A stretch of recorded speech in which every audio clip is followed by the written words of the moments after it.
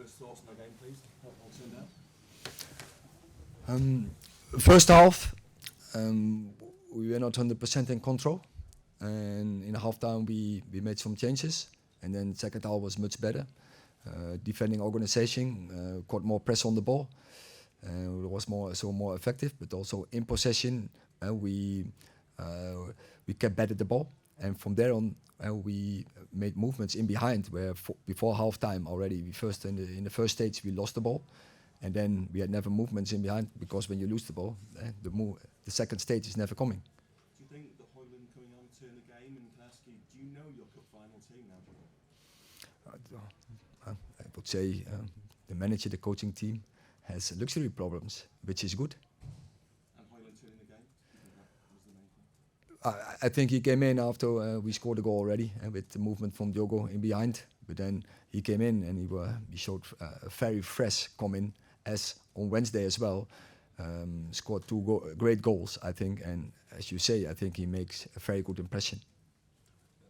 Hojlund's done very well coming on, getting those goals, but the way you've set up this week, does that indicate that you're considering going with a full side against City next week, as you did at the Etihad? Is that for those the dilemmas you've got?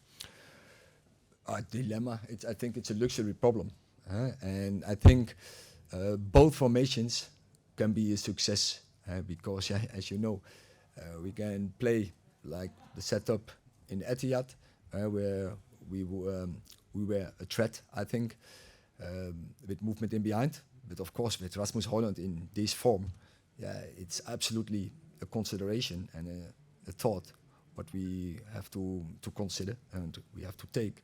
So let's have a thought. But I also want to say, you need not only 11 players in a final, in a tough final, but you need a bench as well.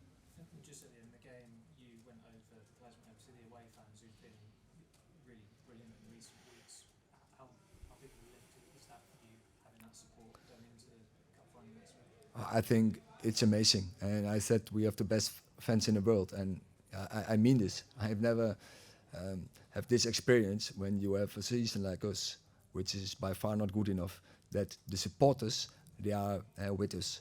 They are with us in the bad season, and in good times, in bad times, they show. In bad times, they are there, and I think they know why the bad times are there, but we have to pay them back well, and we have to do everything to give them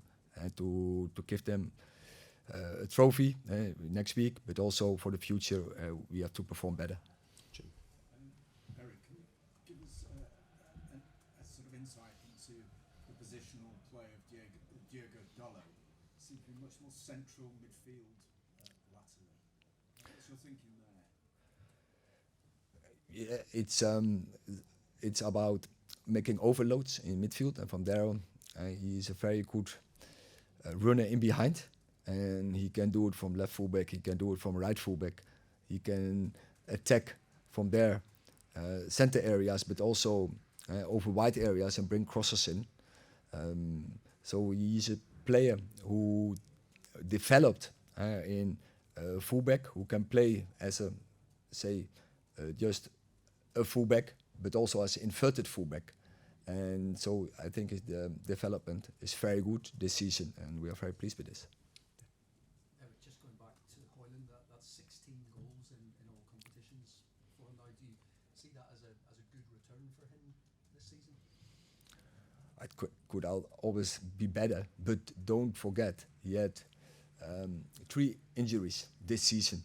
So he came in with the injury, missed the start, then he got injured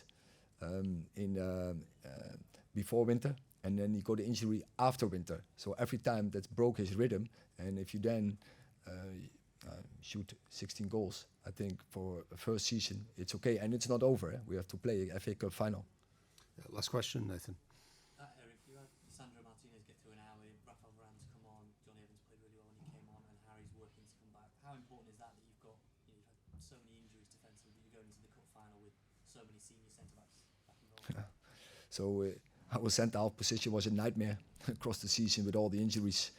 And but if you want to have results, so one of the foundations of a good team that are, a partnership of good centre-halves. and we didn't have. So yeah, I'm glad we have something to choose, and we have to think about, of course, quality, but also about fitness levels, where they are, and probably we need more than 2 next week.